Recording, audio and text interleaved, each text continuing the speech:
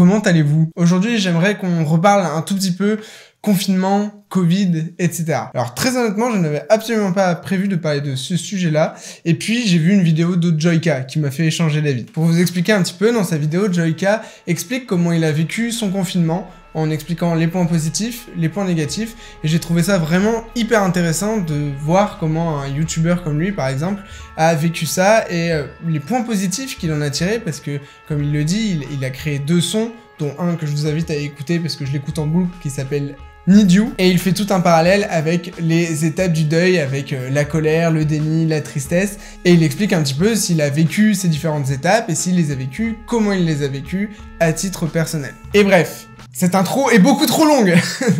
Viens-en au fait, Jérémy. Pourquoi je fais cette vidéo aujourd'hui? Eh bien parce que je trouvais ça intéressant de faire un petit peu le même mécanique, et je trouvais ça intéressant d'expliquer comment on a vécu le confinement et la crise du Covid en tant que soignant. Bien évidemment, ce témoignage va être personnel. Je raconte comment j'ai vécu les choses, en plus je l'ai vécu du point de vue de la pédiatrie, donc ça va être un petit peu différent de l'adulte. Mais voilà, j'avais envie de partager un petit peu ça avec vous, et puis pour les personnes qui ne sont pas soignantes, eh ben vous allez peut-être un petit peu mieux comprendre comment nous, on a vu les choses de l'intérieur. Il faut savoir que dans l'hôpital où je travaille, on a accueilli des Covid bien avant le confinement. Au final, dès fin janvier, parce qu'on est centre de référence des maladies comme le MERS, le SARS, des coronavirus qui existent déjà, et Ebola. Donc les premiers cas sont venus dans l'hôpital où je travaille, dans un premier temps aux urgences parce que c'est là qu'ils pratiquaient les dépistages en premier lieu, et je me rappellerai toujours de quand on a eu le premier enfant qui était en suspicion de Covid. J'étais absolument pas à l'hôpital, j'étais en repos je crois, mais j'étais en train d'écrire une vidéo sur le Covid. Vous vous souvenez, j'ai écrit une vidéo très tôt en janvier avant que ça explose, avant même qu'il y ait eu un seul mort. Et dans cette vidéo là, j'étais pas dramatisant, mais j'étais pas non plus dédramatisant, c'est-à-dire que j'ai resté assez neutre et j'expliquais juste les faits qu'on avait à l'heure actuelle et pourquoi l'OMS s'inquiétait. Je vous invite à aller la voir si ce n'est pas déjà fait. Bref, donc pour la petite anecdote, j'étais à Lyon et je venais de rater mon train. Voilà, j'étais dans ce mood-là. Et une pote qui travaille dans mon service, qui savait que j'écrivais un script sur le Covid, m'avait envoyé un message en disant on m'a rappelé sur Merpo, on va recevoir le premier enfant qui est potentiellement atteint du Covid. Donc je me rappelle l'avoir appelé, elle était sur le chemin pour aller au travail, et je me rappelle lui avoir dit tu me racontes comment ça se passe, tu me racontes l'habillage, ce genre de choses pour que je puisse préciser ma vidéo, qui va sortir, etc. Parce que j'avais fait une deuxième vidéo sur le Covid pour mettre un petit peu à jour les informations. Donc bref, ma pote va accueillir cet enfant, au final rien de fou parce qu'on avait l'habitude de s'habiller comme ça vu qu'on est formé pour l'habillage Ebola, et que l'habillage Ebola est encore plus spécifique. Et voilà, et je me rappelle qu'à ce moment-là, on en rigolait. En fait, faut pas se cacher de dire ça. On en rigolait à ce moment-là complètement. Parce qu'on se disait, ah là, on a déjà eu le SARS, on a déjà eu le MERS, ça va, y a rien de compliqué. À ce moment-là, on savait absolument pas qu'on allait tous devoir s'habiller plus d'une dizaine, voire d'une vingtaine de fois par nuit ou par journée, puisqu'on allait avoir plein d'enfants qui allaient être atteints ou en suspicion de Covid. Donc voilà, après ce premier cas, on a commencé à en avoir, on va dire, de plus en plus, toujours 1, 2, 3 par jour. On avait une unité un petit peu dédiée, un couloir dédié, et à ce moment-là, il y avait une seule infirmière qui s'habillait en tenue Covid. Donc je me rappelle aussi qu'on se foutait un peu de sa gueule parce qu'elle était obligée, c'était chiant, voilà, c'est très chiant de s'habiller en combinaison, en tenue intégrale pour rentrer dans un champ Covid. Moi, je me rappelle que la première fois où j'ai dû m'habiller, c'était pour aller repiquer un enfant qui était atteint par le Covid, je crois.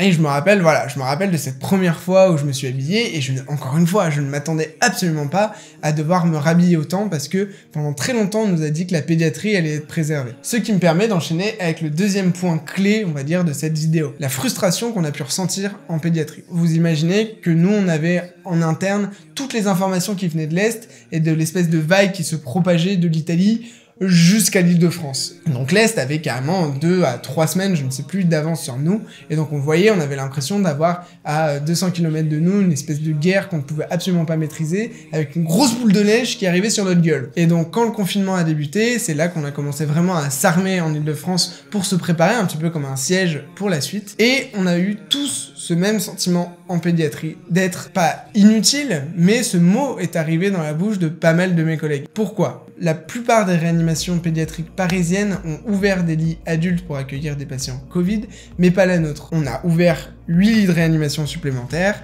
mais on est resté 100% pédiatrique, pour pouvoir accueillir tout simplement les enfants des réanimations qui avaient fermé des lits pédiatriques. Et donc pourquoi on parle de frustration? C'est parce que du coup, nous, on a été placés en hôpital de deuxième ligne. C'est-à-dire que la direction a voulu, à juste titre, nous préserver et donc nous mettre pas mal de repos dans cette période-là pour qu'on puisse prendre le relais de nos collègues de première ligne qui seraient fatigués par la suite. Et donc pendant les 2 premières semaines, on était matraqués dans les médias et via les réseaux qu'on a entre soignants sur les conditions dans les réanimations adultes avec les patients Covid, pendant que nous, on n'en avait pas tant que ça, parce que pendant un moment, il n'y a eu aucun enfant atteint du Covid qui nécessitait vraiment de soins de réanimation. Et donc, on était soit au travail, soit chez nous. En l'occurrence, j'ai très mal vécu ma semaine de repos. On venait d'être confiné, boum, je suis en repos. Je suis tout seul chez moi, je regarde les infos tout le temps, comme tout le monde, et comme la plupart de mes collègues qui se retrouvaient en repos, on était là à se dire, on a des compétences de réanimation, on fait de la circulation extracorporelle, mais on doit rester chez nous. C'était quelque chose de très frustrant, comme si on voyait une guerre qui se passait juste à côté de chez nous et qu'on pouvait pas y participer. Vous allez me dire, c'est très con comme raisonnement, mais c'est vraiment ce qu'on ressentait à ce moment-là. Bon, ça c'était au début, on a fini par manger sévère en pédiatrie, et ça personne s'y attendait. Pour la petite histoire, j'ai quand même été faire un renfort en réanimation adulte. Voilà, j'étais tellement frustré chez moi que sur ma semaine de repos, j'ai pris 2 nuits en réanimation adulte et je suis allé aider dans un autre hôpital. Donc voilà, début de cette crise, frustration. Ensuite, je dirais qu'il y a eu la peur. Pourquoi la peur? Tout simplement parce qu'on a fait le constat, notamment avec des psychologues qui nous ont vus en staff d'équipe, que cette crise était unique pour les soignants par le côté traumatisant. Le mot a été employé, le mot sera employé parce qu'il y a des études qui sont en cours et qui parlent vraiment de post-trauma. C'est ce que j'ai décrit dans un de mes posts Instagram. La particularité de cette crise sanitaire est qu'on a eu, en tant que soignant, 2 grosses pressions en même temps. Une pression que certaines de mes collègues connaissent bien, notamment ceux qui ont vécu les attentats à Paris, où là il va y avoir un afflux massif de victimes, mais ça va être sur un temps court. Et en général, la menace, les terroristes, a été supprimée, à moduler selon l'événement. Là, on a une pression énorme parce qu'il va y avoir un afflux massif de victimes pendant une durée indéterminée, parce qu'au début du confinement, personne ne pouvait prévoir quand ça allait s'arrêter. Et même aujourd'hui, on ne sait pas quand est-ce que ça va vraiment s'arrêter, même si là, les réanimations sont beaucoup mieux et c'est beaucoup moins intense dans les services Covid. Mais à ce moment-là, on ne savait pas du tout. Donc on s'engageait dans un truc, un espèce de marathon, comme l'ont très bien dit nos cadres, et on ne savait pas quand ça allait s'arrêter. Et ça, c'est unique. Ça n'a jamais été vu, puisque c'est propre à une épidémie. Ensuite, la deuxième grosse pression, c'est la peur pour nous-mêmes. Et ça, on l'a ressenti quand on a eu le premier décès lié au Covid. Et ce sentiment, on l'a eu parce qu'on s'est rendu compte qu'on était vraiment proche de ce virus. Finalement, c'est quand un patient décède qu'on se rend vraiment compte au niveau local de la gravité de la chose. Même si on écoute les médias, même si on écoute nos collègues qui voient des morts tous les jours du Covid, le voir de ses propres yeux, ça change vraiment tout. Et là, on a eu peur pour nous, en se disant « Ok, c'est vraiment la merde », mais on a eu peur aussi pour nos proches. C'est-à-dire que on avait peur de ramener le virus chez nous et de contaminer nos proches. On a tous des grands-parents, on a aussi des grands-parents qui sont pas forcément en bonne santé. Dans tous les cas, les personnes âgées sont à risque. On avait peur. Donc, il y avait déjà ces 2 grosses pressions psychologiques. La peur de l'afflux massif de victimes, de la charge de travail, parce qu'il faut savoir que quand on est habillé en tenue Covid, on a chaud, on respire pas forcément bien. Tout est compliqué, tout est très chronophage, il faut penser absolument à tout. Quand on rentre dans une chambre, on ne peut pas se permettre de ressortir. Ça peut avoir un côté très oppressant. Une situation d'urgence en tenue Covid, c'est la chose la plus oppressante que j'ai vécue à l'hôpital. Tout simplement parce qu'il faut qu'il y ait quelqu'un qui s'habille en urgence, ça prend pas 30 secondes de s'habiller en tenue Covid, il faut un certain temps quand même. Et voilà, ce côté où il faut absolument tout anticiper, c'est très chronophage. Et tout ça, on ne savait pas quand ça allait s'arrêter. Donc on savait la charge de travail que ça représentait, on savait la fatigue qu'on ressentait, et on savait pas quand ça allait s'arrêter. Donc ça, c'était une pression psychologique absolument énorme.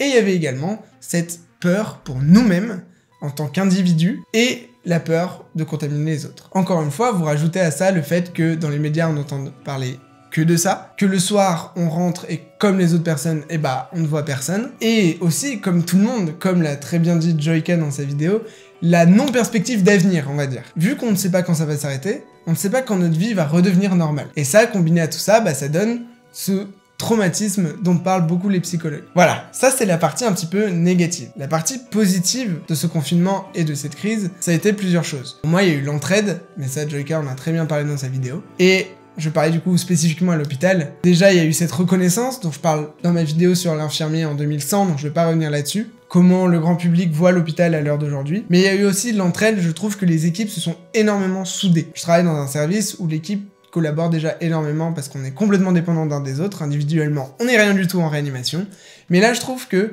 le fait que quand il y avait quelqu'un dans une chambre Covid, qu'il y ait quelqu'un qui reste tout le temps devant la chambre au cas où il y a une situation d'urgence, etc., ça a vraiment créé une entraide qui devenait automatique, c'est-à-dire qu'on ne réfléchissait pas. Il y a plein de choses où on a arrêté de réfléchir et ça devenait un automatisme d'aider l'autre, tout simplement.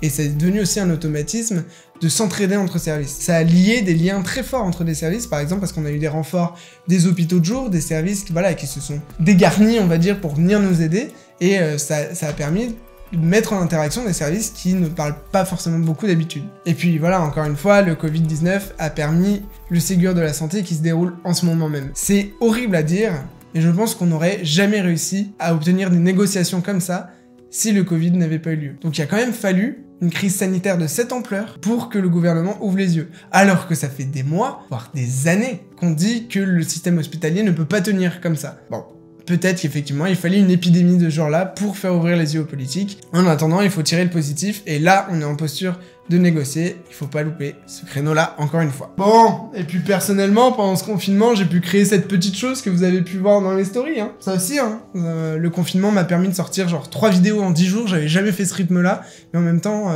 voilà, ça m'a donné un coup de pied au cul, on va dire. Je me suis dit, ok, là c'est le moment, il faut que tu tournes rapidement des tutoriels, tu peux donner des outils aux personnes qui n'ont pas l'habitude de faire de réa, tu peux le faire ça, c'est peut-être le meilleur truc que tu pouvais faire, et vu qu'en plus j'étais très frustré chez moi, je me suis dit, allez, fais ça, et je l'ai fait, et ça a visiblement aidé quelques personnes, et j'ai trouvé ça hyper cool.